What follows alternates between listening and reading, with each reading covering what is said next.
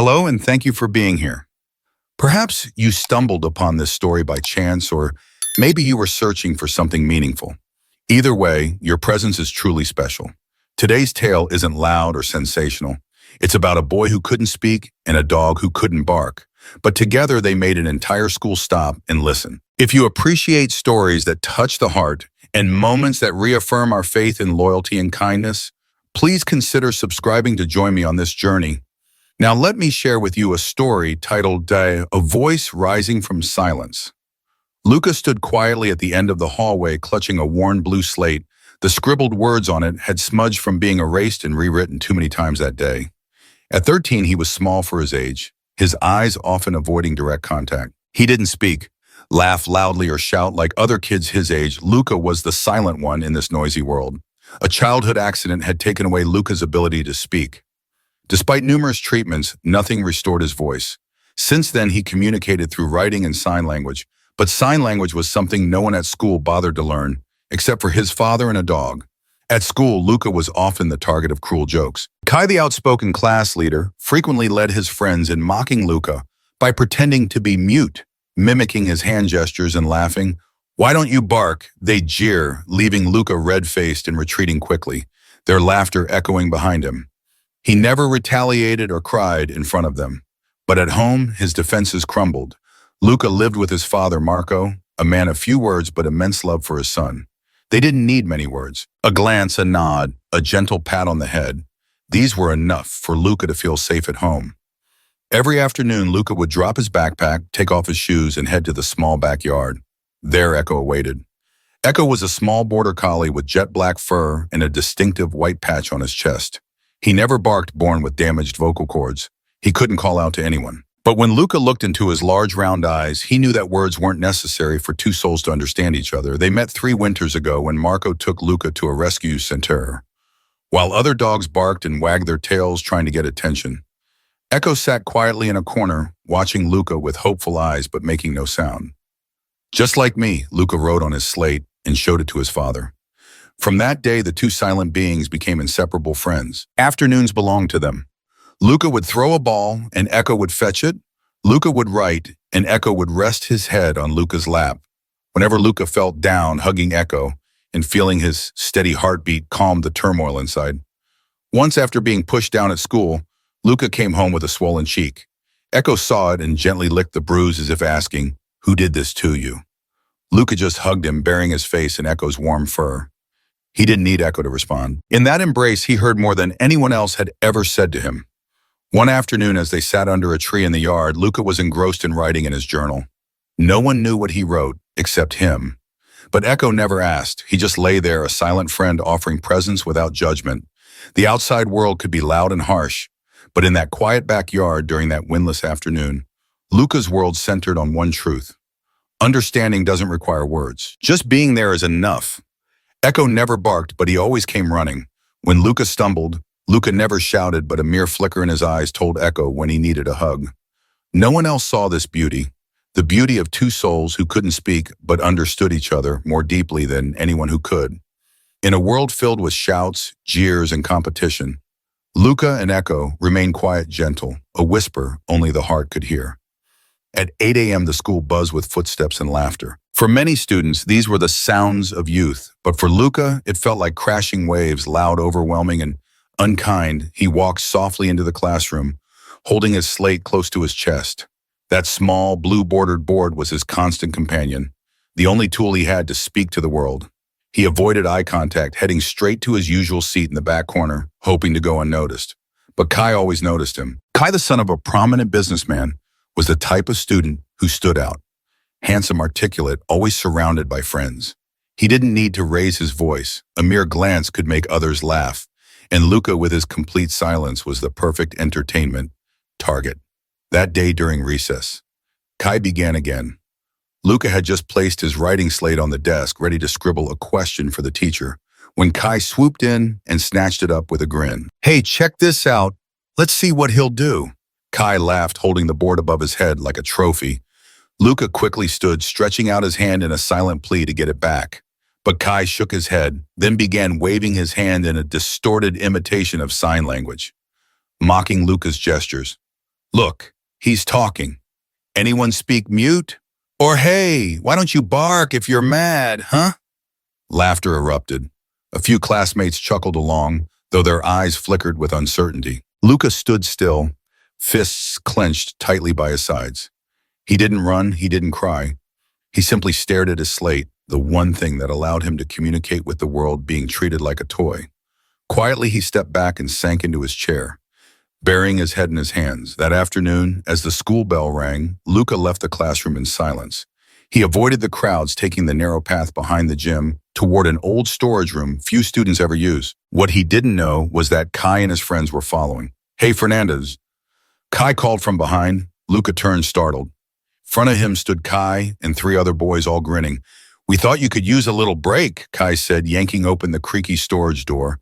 Before Luca could react, he was shoved inside. The door slammed shut. Click, the lock snapped from the outside. Inside was darkness. Only thin rays of light filtered through the cracked wooden walls. Luca rushed to the door and pounded it hard. He couldn't scream. Only his ragged breathing echoed against the dusty walls. Outside, footsteps faded, and then silence at home. Ekko began to scratch at the front door. Dusk was settling. This was the hour when Ekko usually waited on the porch. Ears perked for Luca's familiar footsteps, but tonight that sound never came. The dog let out a low whine, eyes fixed on the empty street. Mr. Marco didn't notice much. He was busy making dinner, assuming his son was simply late because of an after-school club. But Ekko knew something was wrong. Luca wasn't always on time, but Ekko could always sense when something wasn't right. The dog scratched again, harder this time. Then it whined, a growing unease pushing it to act. And then something unexpected happened. Ekko leapt, paws tapping the front doorknob. At that moment, a strong gust of wind pushed against the door. It hadn't been fully latched. It creaked open in a flash. Ekko darted outside. The little black dog raced along the sidewalk, tongue out, nose to the ground. Ekko couldn't bark, but it had something else, an extraordinary sense of smell and an unshakable bond that never failed Luca. It tracked every corner, every old scent of sweat from Luca's backpack, every faint breath trail. The sky dimmed to violet, street lamps flickered on. The school gates had been locked, but Ekko found a gap beneath the fence and slipped through with ease. No one saw. No one stopped it. It stopped in front of the old gym storage room, its body tensed, ears up, tail stiff. A soft thump came from inside. Ekko growled low, circling the door, sniffing intently. Then its paws scraped the wood, again and again. Inside, Luca crouched behind a stack of deflated balls. His shirt clung with sweat. He had tried knocking, pounding, but no one heard. Then a scratch. Soft at first, then stronger. He raised his head. A flicker of hope crossed his eyes. Luca rushed to the door, pressing his ear against it, and then there it was, that familiar sound. Ekko's pause, a rush of air escaped Luca's lungs. He almost cried. Ekko was here. Outside, the dog didn't stop. It kept circling, looking for a weakness. Every scratch against the door was a silent call. "I know you're in there, I'm here." Then a noise in the distance, a vehicle. The security guard's cart was making its evening round. Ekko sprinted toward the sound, then turned back, then ran again, zigzagging like a dog on a mission. Samuel, the elderly guard, squinted at the blur racing toward him. "What on earth? Hey boy, what is it?" Ekko didn't bark. Instead, he sprinted a few paces forward, then turned back, locking eyes with the old man as if to say, "Follow me." Trusting his gut, Mr. Samuel followed. And as he neared the old PE storage shed, he heard something soft knocking, barely audible through the wood. "Is someone in there?" he shouted inside. Luca struck the door one last time with all the strength he had. Samuel called for backup, and just minutes later, the door swung open. Luca stumbled out, his eyes wide with a mix of fear and relief. Ekko was waiting, tail wagging gently, then stepped forward and nuzzled against Luca's leg. Samuel watched in stunned silence. Well, this dog has some kind of sixth sense. That night, Luca walked home with Ekko by his side, never straying more than a step away. Mr. Marco opened the door, startled to see his son and the little black dog returning under the fading light. "What happened?" he asked, eyes narrowing. Luca didn't answer. He simply sat down, wrapping his arms tightly around Ekko, resting his head in the dog's fur. One hand trembling, he wrote on his slate, "If it wasn't for him, I might have spent the whole night in there." Marco gripped his son's shoulder, holding back his storm of emotion. Ekko, meanwhile, remained quiet. No barking, no seeking praise, as if rescuing Luca had been the most natural thing in the world. The late evening sky turned a heavy gray purple. The wind picked up, sending dry leaves skittering across the now empty schoolyard. But behind the gym, a few faint giggles broke the silence. Kai and his two friends still lingered. Though they'd locked Luca inside more than half an hour ago, their joke wasn't finished yet. "I bet he's drawing cartoons in sign language," Kai sneered. One of the boys snorted with laughter, but then all three froze. A sound cut through the dusk. Not a human voice, not a guard's whistle. It was scratching. From down the hall, a dark shape appeared low to the ground, swift and determined, Ekko. The mute dog with a jet-black coat and a white blaze across his chest was like a burning arrow in the night. Ekko didn't bark, he never had to. Instead, the sound of his claws scraping fiercely against the wooden door echoed across the walls. Scratch, growl. No one expected such a chilling presence from a dog that had never made a sound. Kai turned, scowling. "What the hell is that mutt, Lucas?" He stepped toward the door. Ekko didn't move. He stood like a living statue, front paws, braced tail, stiff eyes glinting like shards of glass in the dim light. When Kai leaned down, reaching for the lock, Ekko lunged forward, planting himself firmly between the boys and the door. His teeth bared breath, heavy, and from deep within came a guttural, vibrating growl. "Seriously, it's threatening me." Kai backed up slightly, caught off guard. "It's just a mute dog," one boy murmured, though his voice lacked conviction. No one dared move. Ekko, silent creature they once mocked, now stood like a guardian, born of shadow and instinct. No barking, no biting, just presence, powerful. Fierce, Kai tried to collect himself, clinging to his usual swagger. "Mute or not, it's still just a dog," he muttered, raising his leg as if to kick. "Get lost." But before he could strike, from inside the wooden shed, a voice rang out. Rough, shaky, but unmistakably human. "Don't touch him." The world stopped. Kai's head whipped around. Silence blanketed everything. The old lock creaked, then slowly gave way. The door opened, and Luca stood there. Pale sweat matted across his forehead, but in his eyes a fire no one had seen before. Resolve, Kai stared stunned. "Did you just speak?" Luca swallowed. His throat burned, but he pushed through. One word at a time, raw, fractured, and louder than any scream. "Don't hurt him." The words didn't shake the ground. But at that moment they were thundering in Kai's ears. Not a single laugh followed. Not a single whisper dared imitate him. Ekko turned his head. The growl faded, his eyes softened, but his posture remained alert. Slowly he stepped back closer to Luca, almost as if to say, "You did it, now I stand behind you." Luca stepped out of the shadows. He placed his hand on Ekko's head. Their eyes met, and once again no words were needed.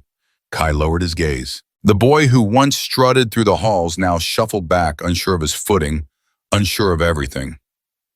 "Let's just go," one of his friends muttered, tugging at his sleeve. No argument came. The group faded into the wind, leaving the alley and the gray afternoon behind. Luca didn't chase them. He simply sat down, placed his slate on his lap, and wrote, "Thank you for not giving up on me." Ekko nuzzled his hand. He didn't need to read it. He already knew. In a world where noise was power, a boy who had lived in silence had finally been heard, and the dog who couldn't bark had growled on his behalf. At a special assembly held on Monday morning, all the students were called into the auditorium. On the tall wooden stage normally reserved for teachers' speeches or honoring outstanding students stood a single small microphone and a whiteboard set up just behind it. Luca stepped onto the stage wearing his neatly pressed school uniform. His hands trembled slightly as he held his familiar writing board. Below, hundreds of eyes turned toward him, not with pity, not with mockery, but with silent anticipation. Ekko sat at the base of the stage as quietly as always, but his eyes never left Luca, like an anchor holding steady in the middle of a storm. The principal placed a hand on Luca's shoulder with a gentle smile before stepping aside, leaving behind a hush that seemed to blanket the entire room. Luca took a deep breath and looked out over the hall. At that moment, the boy who had once walked with his head low now stood tall. There was no long speech, no flowery words. Just Luca, alone, and the microphone. He closed his eyes. His lips quivered slightly, and then he spoke softly. "Thank you for listening." No one moved. No one whispered, but hearts across the room clenched all at once. After the assembly, the students who once only knew Luca as the mute boy began to approach him. Some nodded, some waved, Some just smiled, but all were gestures Luca had never received before. One of them was Diego, a classmate who sat next to Luca during recess and quietly said, "I always wanted to talk to you, but I didn't know how. Now I think maybe just being here is enough." Luca didn't respond, but Ekko wagged his tail gently as if nodding on his behalf. As for Kai, he was suspended from school for a week. Many expected him to return just as smug and indifferent as before, but when he came back, he walked straight to Luca during the break without any of his friends. Luca looked up, no longer afraid, simply waiting. Kai stood still for a moment, then spoke without meeting Luca's eyes. "I'm sorry for everything." There was a pause, then a quiet sigh. "You don't need to say it loud, but I heard you." This time Luca smiled. A soft smile, but real and warm. From that day on, Ekko became the quiet symbol of the school. A photo of Luca and Ekko was placed in the library hallway beneath a caption that read, "Loyalty needs no voice, love needs no sound." Luca too began receiving invitations to speak at other assemblies, not with long speeches, but simply with his whiteboard and a few carefully chosen words. He didn't stay silent anymore. He had learned that even a few words spoken softly could still be heard. In class, Luca no longer sat at the back. He was still quiet, still wrote more than he spoke, but now everyone understood his silence wasn't weakness. It was strength. And every afternoon after school, just like always, Luca and Ekko walked home side by side. The only difference now was that when they passed through the schoolyard, they often heard cheerful greetings. "Hey, Luca." "Hi, Ekko. Want to play ball later?" The boy who once couldn't lift his head now smiled, nodded, and sometimes even said a word or two aloud. Like that afternoon when Ekko won the ball from Diego in their small schoolyard game, and Luca called out not loudly but clearly, "Good job, buddy." And that is the story of a boy who once lived in silence, a dog that never barked, and a friendship that needed no words to be heard. Thank you for staying with this story until the very end. If this touched your heart, or if you saw even a small part of yourself in Luca, don't forget to subscribe so you won't miss the next story. Every single follow is like a quiet message that says, "Keep going. I'm still here." Thank you truly for listening.